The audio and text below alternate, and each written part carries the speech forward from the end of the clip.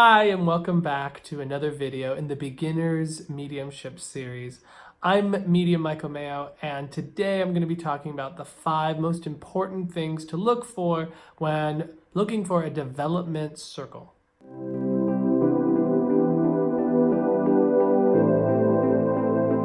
So the question that I often receive the most is, how can I develop? I think that I have some sort of ability. I think I have something in me. I've had these different experiences. What do I need to do? And one of the most important things I'm always going to suggest to someone is joining a development circle. Ideally, if you can do it in person, that's great, but I know that there's not always that availability. Oftentimes, we might live out where there isn't a whole lot of this sort of spiritual thing, depending on where you are. And then not only that, it may be hard to find a circle that works and is right for you.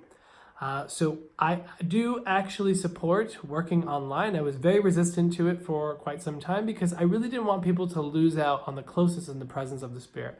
But as I have explored it and experimented with it, I realized that the online circles are just as effective as the in-person ones. So with that being said, what is it that we're going to be looking for to make sure that we're picking the right circle for us? So the number one most important thing when looking for the right circle for you and that they're going to be teaching you well is no fear-based teachings. What do I mean by this? There are a lot of different people who have a lot of different ideas about how spirit works, about what the other world contains within it, and they all have their own different techniques and ways of going about connecting, which is fine. However, one of the big things that I have never seen have any benefit to anyone in their development is fear-based teachings. What I mean by fear-based teachings is things such as evil spirits or negative attachments or those spirits that kind of go home with you. I have never in all my years ever experienced anything negative from the spirit world. In fact, what I have experienced is a great sense of love, a great sense of harmony, peace. All of these beautiful experiences come when we know without any fear that the spirit world is from a place of love. So if you come to a circle and they start talking about having to protect yourself and having to do all kinds of rituals and burning things to make sure that the negative and evil spirits stay away, I would walk right out of that spirit circle because that's not going to benefit you. Mediumship has to be free. Mediumship has to be without worry. And the more that we remove these artificial fears and things that come from our culture and from the media, the better off we're going to be, because if we can be in a place of trust, we're going to be able to receive and experience the Spirit without this extra filter of managing our fears. Because the worst thing that you can do is have fear when you're trying to connect with the Spirit. Everything then has to go through this lens of fear, and you're not going to be seeing things clearly, accurately, or specifically. So that is my number one recommendation. Don't go to any circle where they're teaching these ideas of fear. Number 2 of the most important things to look for when looking for a spirit circle is harmony. The Spirit has told us time and time again that they function the best in a place that is harmonious, that is love. If you think about all of this as energy, what we're trying to do is connect to a sphere of existence that exists on a higher vibration. And we know that one of the highest vibrations is the feeling of love, is the feeling of harmony and fraternity. So my recommendation is that in a circle working with spirit, it should have a sense of harmony amongst the people in it. The less that there are people trying to one-up each other or show off or be in their ego about things, including the teacher, the more likely you're going to have a safe, harmonious, open environment that's going to help foster your growth, not inhibit it.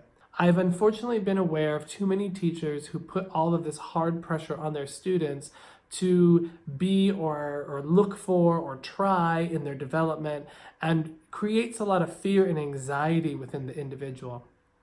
Again, as my teacher Eileen Davies always says, mediumship has to be free.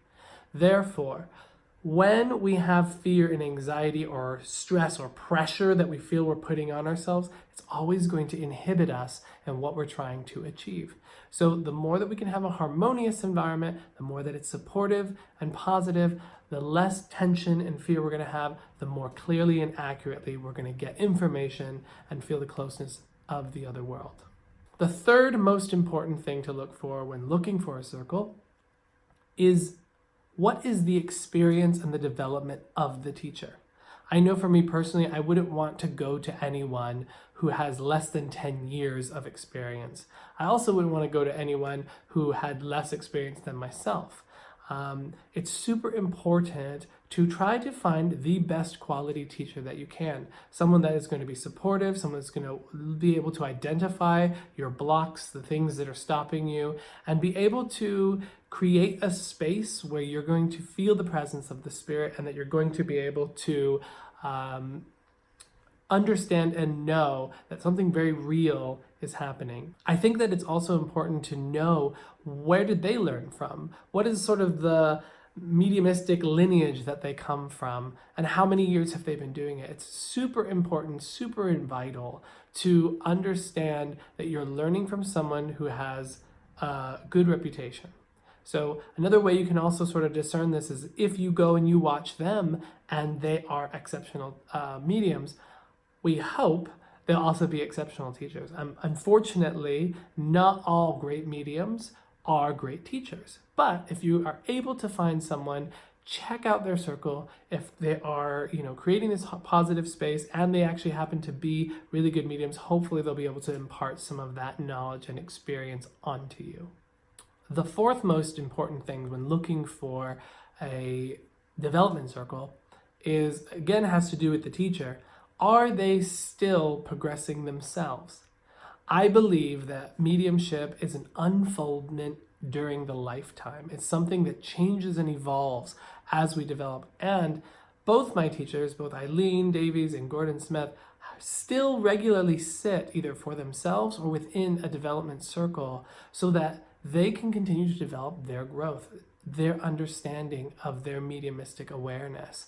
And I think that that's a very vital and important part of one's development. To continue to know that there's never a point of arrival, but rather that we are in a constant state of evolution, I think really says a lot about the attitude that you're going to get from someone who is teaching other people. And if they can instill that onto you, what a great gift, because it just means that your gift is going to keep growing, keep unfolding, and we want to see that those that we're learning from are continuously challenging and growing themselves. And the fifth most important thing to look for when looking for a circle is the presence of spirit. Now, if you're just starting out in your mediumship awareness, it may be hard to be able to discern this.